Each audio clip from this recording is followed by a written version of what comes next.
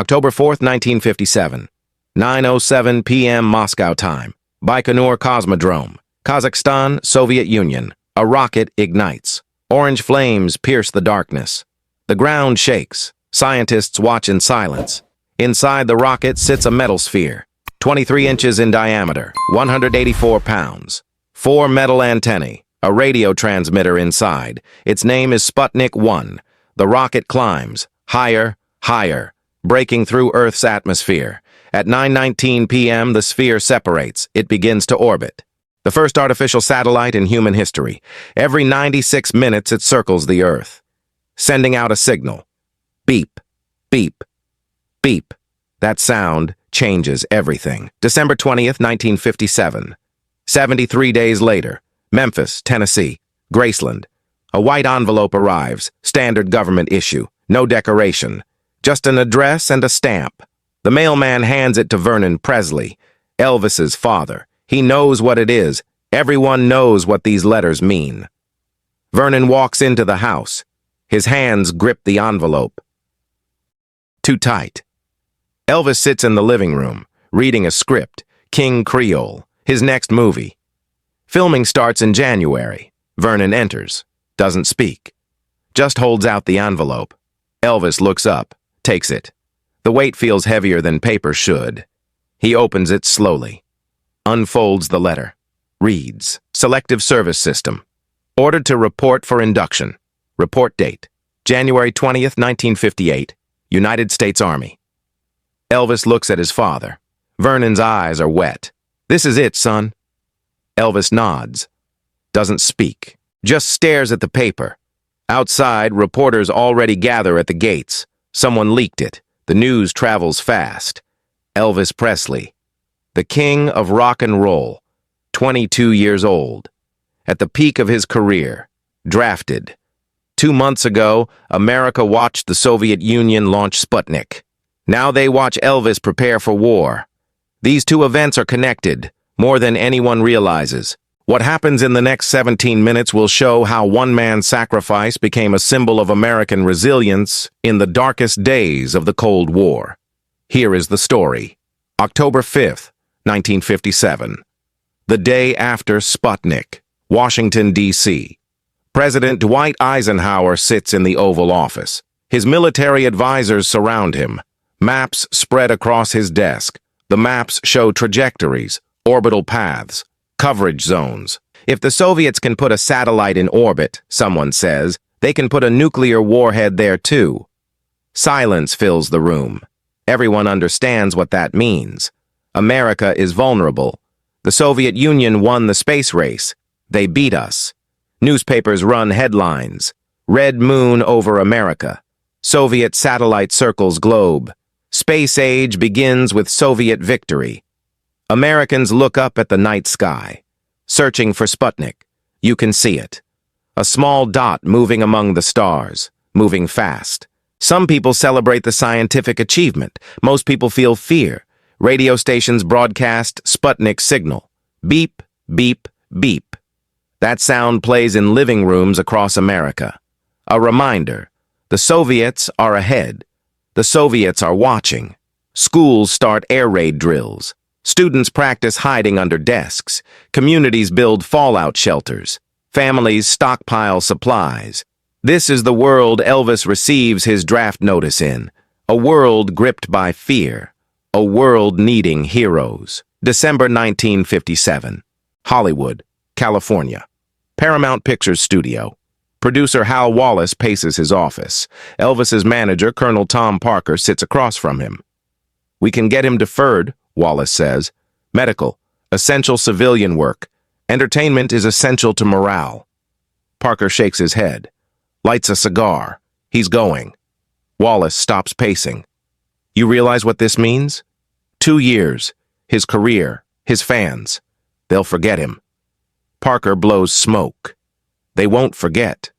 Trust me, this is bigger than movies. What do you mean? Parker leans forward. Everyone's scared right now.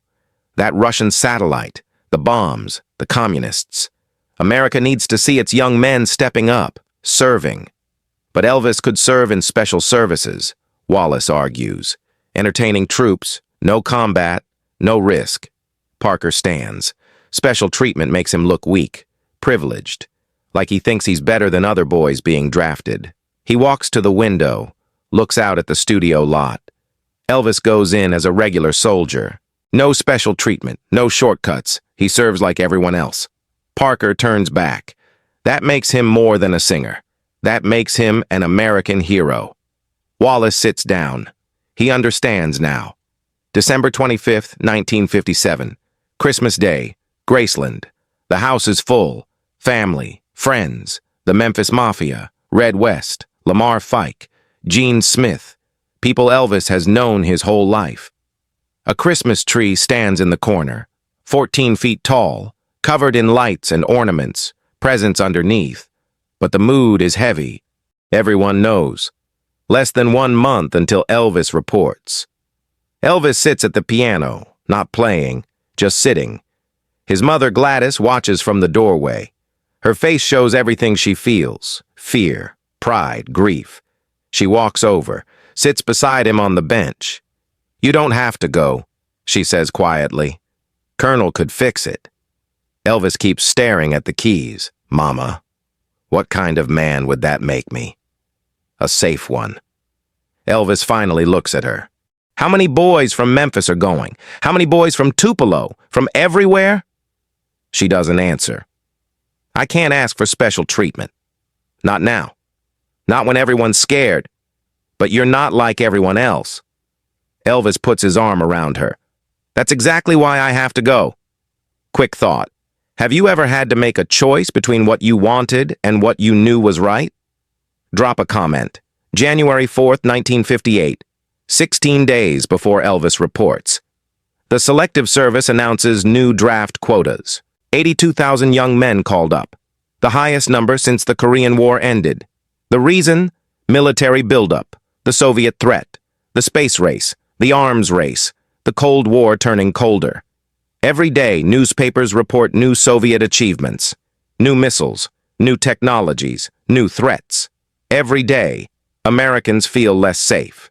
In this climate, celebrity doesn't matter. Money doesn't matter. Fame doesn't matter. Service matters. Sacrifice matters. Duty matters. Other celebrities try to avoid the draft. Doctor's notes.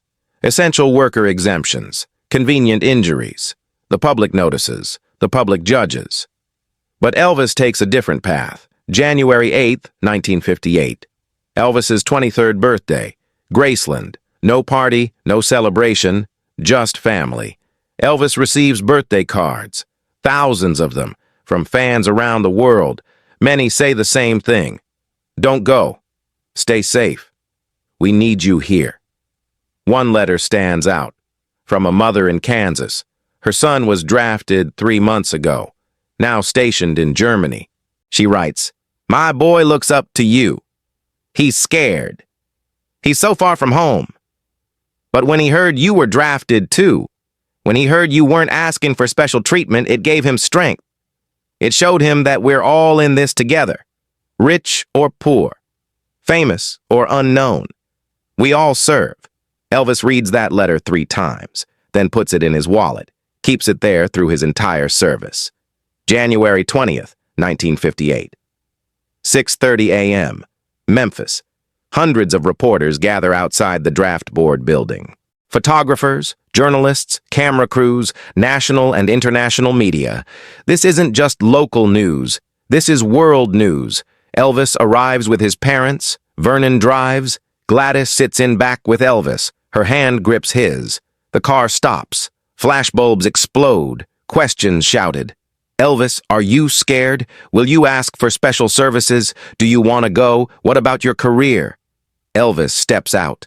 Wears a simple suit, white shirt, dark tie, clean-shaven, hair neat. He doesn't look like Elvis Presley, the rock star. He looks like every other young man reporting that day. He answers a few questions. "I'm proud to serve my country. The Army and I will get along just fine." Someone asks about special services, the entertainment units, where celebrities usually serve. Elvis shakes his head. "I want to do my duty like any other soldier. No special treatment." The reporters write frantically. This is the story. This is the headline. Inside the building, Elvis completes his physical. Height, weight, vision, hearing, blood pressure, blood type, everything checked. He passes. The doctor signs the form. Fit for service. Elvis receives a deferment, 60 days, to finish filming King Creole, his contractual obligation. Report date, March 24, 1958. Elvis leaves the building. The crowd outside has grown. More reporters, fans, curious onlookers. Some fans cry. Some hold signs. We'll wait for you, Elvis. Come home safe. America needs you. Elvis waves, gets back in the car, drives away. That night, the story runs on every network, every newspaper, front page. Elvis Presley drafted. No special treatment for rock star. King of rock and roll becomes Private Presley. The reaction is immediate and unexpected. Americans approve, across all demographics, all political parties, all age groups. A Gallup poll conducted that week shows 73% of Americans respect Elvis's decision to serve without special privileges. Politicians praise him. Military leaders praise him. Even critics who called rock and roll dangerous now praise him. Elvis becomes a symbol of duty, of sacrifice, of American values. And this happens at exactly the right moment. February 1958. America's confidence continues to sink. The Soviet Union launches Sputnik 2, larger than the first, carrying a living creature. A dog named Laika.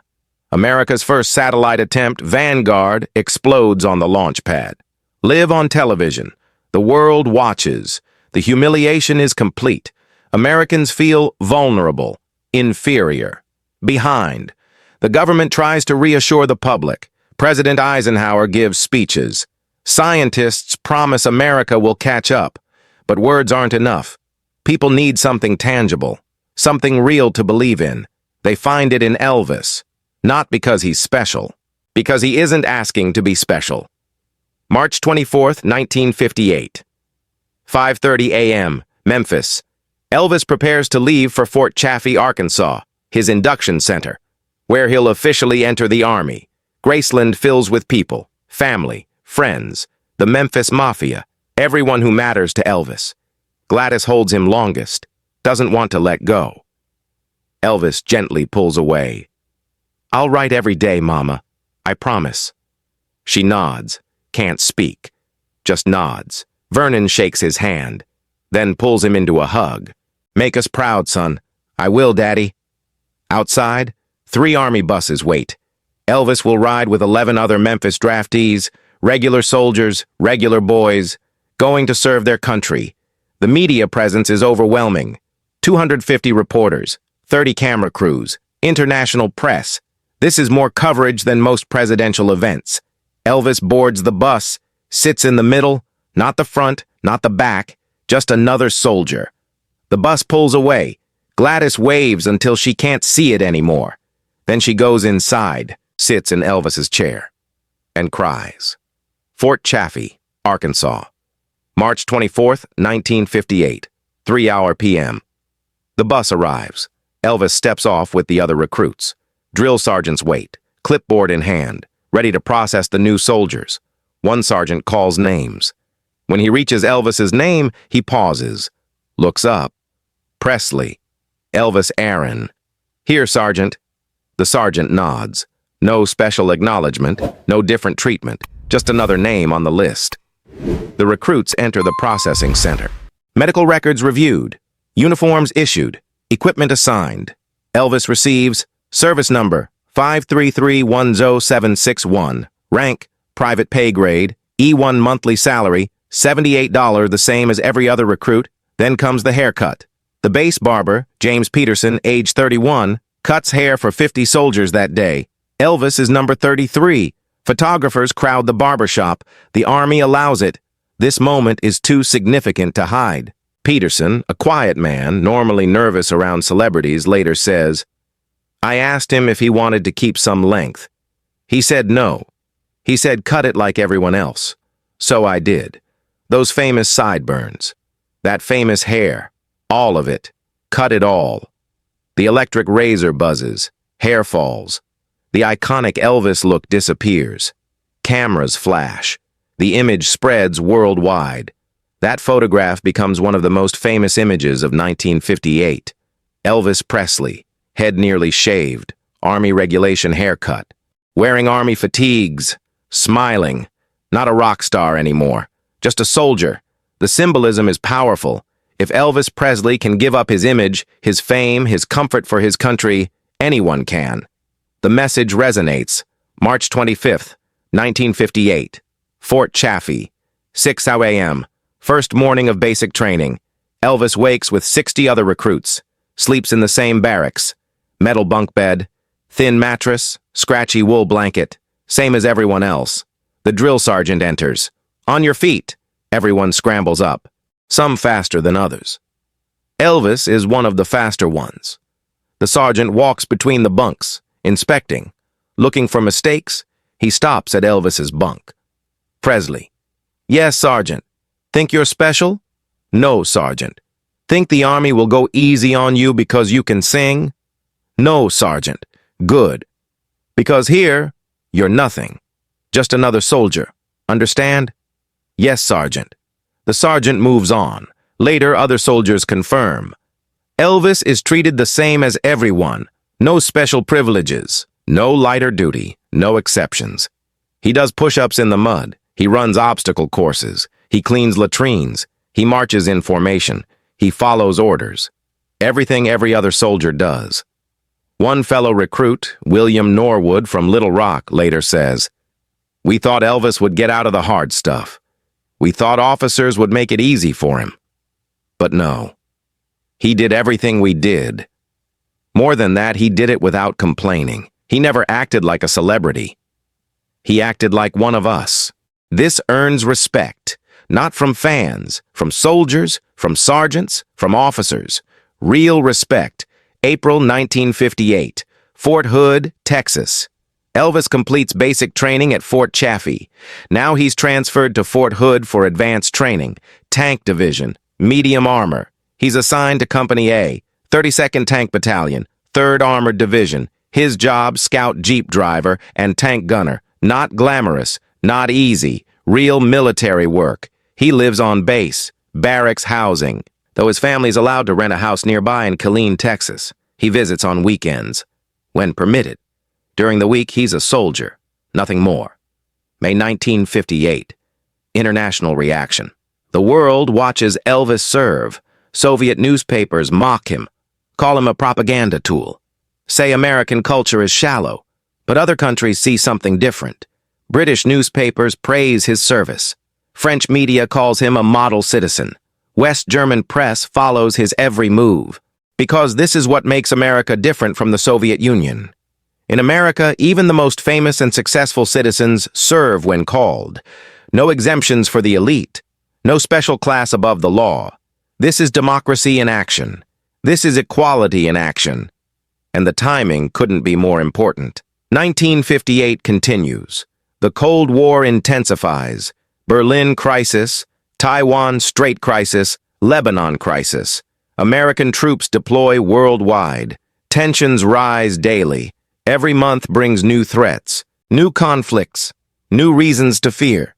But through it all, Americans can point to Elvis. He's serving. He's not complaining. He's doing his duty. If he can do it, anyone can. Draft resistance drops. Enlistment numbers rise. Military morale improves. One symbolic figure, one act of service, ripple effects across the nation. August 1958. The worst day. Elvis receives emergency leave. His mother is sick, very sick. He rushes home to Memphis. Gladys is in Methodist Hospital. Acute hepatitis, liver failure. Elvis stays by her bedside, holds her hand, talks to her, prays. August 14th, 1958. 3:15 a.m. Gladys Presley dies, age 46. Elvis is devastated, completely broken. The funeral is August 16th, Forest Hill Cemetery, Memphis. Thousands attend. Fans, friends, family. The city mourns. Elvis stands at the graveside. Still in uniform, still Private Presley. He's given extended leave. 2 weeks. Some people suggest he might not return. Maybe this is too much. Maybe the Army will release him on compassionate grounds. But Elvis returns to Fort Hood, on schedule, reports for duty. Because that's what soldiers do. That act of returning, despite his grief, impacts people more than anything else. If Elvis can return to duty after losing his mother, how can anyone else quit? His example becomes legendary. September 1958. Fort Hood. Elvis focuses on his work. Anything to not think about his mother. He throws himself into training, becomes excellent at his job, earns promotions, private to private first class, then to specialist fourth class. Not because he's Elvis, because he's a good soldier. His commanding officers note his discipline, his reliability, his attitude. Colonel William Taylor, his battalion commander, later states, "Presley was one of the best soldiers I ever commanded. He could have coasted, he could have done the minimum. Instead, he excelled. He led by example." September 22, 1958, special assignment.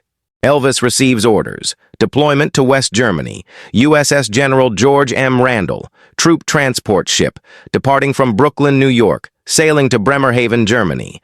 This is real deployment. To the front line of the Cold War, the border between freedom and communism. Germany in 1958 is divided, East and West, Communist and Democratic, Soviet and American. The Berlin Wall doesn't exist yet, but the tension does. Soviet troops on one side, American troops on the other. Elvis is going to that border. October 1st, 1958, Brooklyn Military Ocean Terminal, New York. Elvis boards the USS Randall with 1,400 other soldiers. More media coverage, photographs, interviews. But this time, something different happens. A young soldier, Private Harold Jenkins from Oklahoma, age 19, stands near Elvis during the boarding photos. He's nervous. This is his first deployment. He's never been out of Oklahoma before. Now he's going to Germany, to the Cold War front line. He stands stiff for the cameras, scared. Elvis notices, leans over. First deployment? Jenkins nods. Mine too. We'll be all right. Jenkins later writes home to his mother, "Elvis Presley talked to me today. Not like a celebrity, like a friend, like another soldier. It made me less scared." That story repeats throughout the deployment. Elvis talking to nervous soldiers, joking with them, playing cards, eating together, just being one of them. October 1st to October 11th, Atlantic crossing. 10 days at sea. 1,400 soldiers, cramped quarters, rough seas. Many soldiers get seasick. Elvis shares a cabin with 4 other soldiers. Bunks stacked, no privacy, no luxury. They play cards, tell stories, talk about home. Elvis doesn't perform, doesn't sing, just talks. One soldier, Private Thomas Grant from Boston, later says, "We asked him to sing, just once. He said no.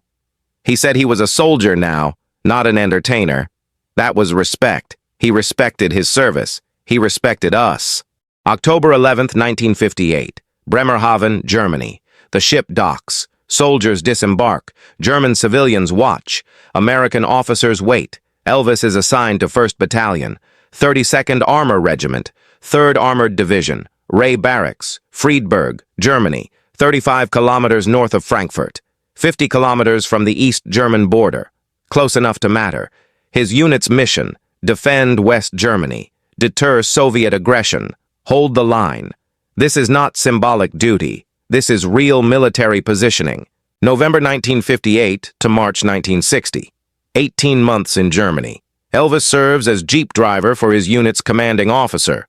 Reconnaissance missions, border patrols, training exercises. He sees Soviet positions across the border, watchtowers, barbed wire, armed guards. The Cold War isn't abstract anymore. It's real. It's visible. It's 50 kilometers away. During this time, Elvis lives off base. The Army allows senior enlisted men this privilege. He rents a house in Bad Nauheim. His father and grandmother join him, but during duty hours, he's all soldier. December 1958, Christmas in Germany. Elvis's unit participates in a charity event, visiting a local German orphanage. Children who lost parents in World War II Still feeling the effects 13 years later. Elvis brings gifts, toys, candy, clothes. He plays with the kids, signs autographs, takes photos. But he also listens to their stories. These children know about war, about loss, about sacrifice. It changes his perspective. Private Robert Moore, who accompanies Elvis that day, later recalls, "He was really quiet on the drive back. I asked if he was okay. He said, 'Those kids have nothing, and they're happy. We have everything, and we're always wanting more.'" It stuck with me. January 31st, 1959, Frankfurt, Germany. A Volkswagen pulls up to a youth center. A German teenager, Jürgen Seidel, age 16, walks inside. He's wearing a new leather jacket, combing his hair back, trying to look like Elvis Presley. His father confronts him, tells him to cut his hair, stop copying Americans, be German. Jürgen refuses. Elvis Presley is serving in our country right now. He's an American soldier protecting us from the Soviets. He's not sitting in Hollywood making movies. He's here, serving. That means something. His father has no response. This scene repeats across West Germany. Elvis's presence changes how young Germans view Americans, not as occupiers, as protectors, as equals, as friends. His service becomes cultural diplomacy, more effective than any government program. June 1959, military exercise. Elvis participates in Operation Winter Shield II, large-scale training exercise simulating Soviet invasion, thousands of troops, live ammunition, tank maneuvers. Elvis drives his Jeep through simulated battlefield conditions, dirt, mud, rain, following his commanding officer, maintaining communications, doing his job. During one exercise, his Jeep gets stuck, mud up to the axles. Other soldiers help push. They don't care that he's Elvis Presley. They care that he's their driver, their comrade, their fellow soldier. They get unstuck, continue the mission. After the exercise, the battalion commander commends the unit, specifically mentions Elvis, for his performance under pressure, for his teamwork. Elvis doesn't act proud, doesn't boast, just does his job. August 1959. Elvis meets Priscilla Beaulieu. She's 14 years old, daughter of a U.S. Air Force officer, Captain Joseph Beaulieu, stationed in Wiesbaden. They meet at a party, thrown by another soldier, in a house off base. This begins a relationship that eventually leads to marriage, but that's another story. What matters now is how Elvis conducts himself, despite his fame, despite his opportunities. He maintains discipline, respects her age, respects her father, behaves appropriately, because he's representing more than himself. He's representing the United States Army. He's representing American soldiers. He takes that seriously. December 1959. 1 year in Germany. A reporter from Stars and Stripes, the military newspaper, interviews Elvis. He asks, "Do you regret serving? Do you miss your career?" Elvis's answer is printed in the January 1960 edition. "I don't regret anything. Being in the Army made me grow up. It made me appreciate what I had. It made me understand what really matters. My career will be there when I get back, but this experience, I'll only have this once. I'm grateful for it."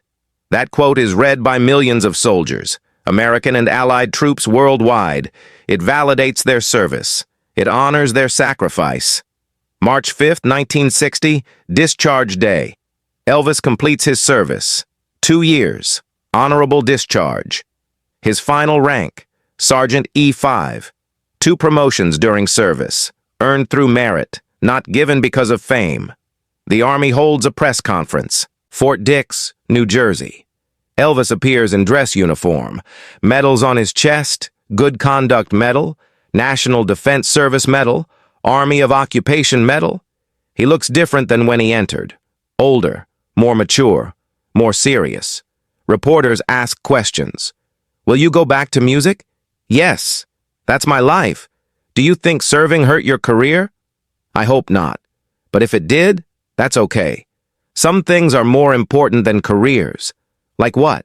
"Like serving your country, like doing your duty, like being part of something bigger than yourself. The press conference ends. Elvis leaves the army, returns to civilian life. March 1960 to present day. Legacy. Elvis's military service changes several things. First, public perception. Before the army, many adults viewed Elvis as dangerous, a corrupting influence, too sexual, too rebellious. After the army, they view him differently, respectable, responsible, American. His career explodes, bigger than before, more successful, more mainstream. Second, military recruitment. The 2 years Elvis served, 1958-1960, see a 16% increase in voluntary enlistment, young men inspired by his example, young men wanting to serve like Elvis did. Third, celebrity culture. Elvis sets a precedent. For decades after, celebrities who serve in the military earn special respect. Those who avoid service earn criticism. The contrast is clear. Elvis could have avoided service, medical deferment, special services, entertainment units, never see combat, never experience real military life. He chose differently. Fourth, Cold War morale. During 2 of the most anxious years of the Cold War, Americans had a symbol. Proof that sacrifice mattered, proof that service mattered, proof that America's values were real, not just words, actions.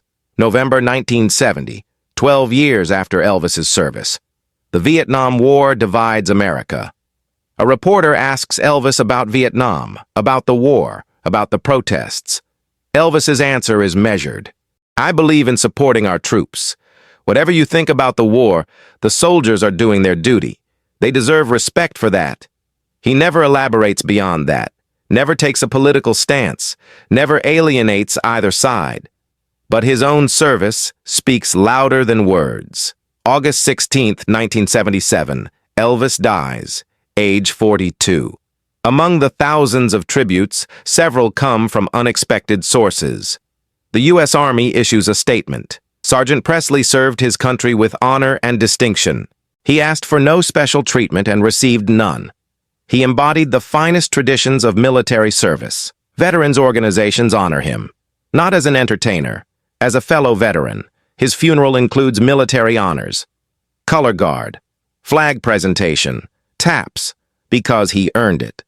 In the decades since, historians evaluate Elvis's impact, his music, his movies, his influence on culture, but they also note his military service, how it came at a critical moment, how it helped calm national anxiety during the Sputnik crisis, how it demonstrated American values at a crucial time. The connection between Sputnik and Elvis isn't obvious at first. Sputnik launched October 4, 1957. Elvis was drafted December 20, 1957, 76 days later. 2 separate events, but connected by context, by timing, by national mood. America felt vulnerable after Sputnik, felt behind, felt inferior. Then Elvis Presley, the biggest star in America, received his draft notice. And instead of avoiding service, he embraced it. This reassured people. If Elvis wasn't above the draft, then the system was fair. If Elvis could sacrifice for his country, then sacrifice had meaning. If Elvis could serve without complaining, then service was honorable. The timing mattered. The symbolism mattered. The example mattered. 2025 perspective. 68 years after Sputnik. 67 years after Elvis was drafted. We live in a different world now.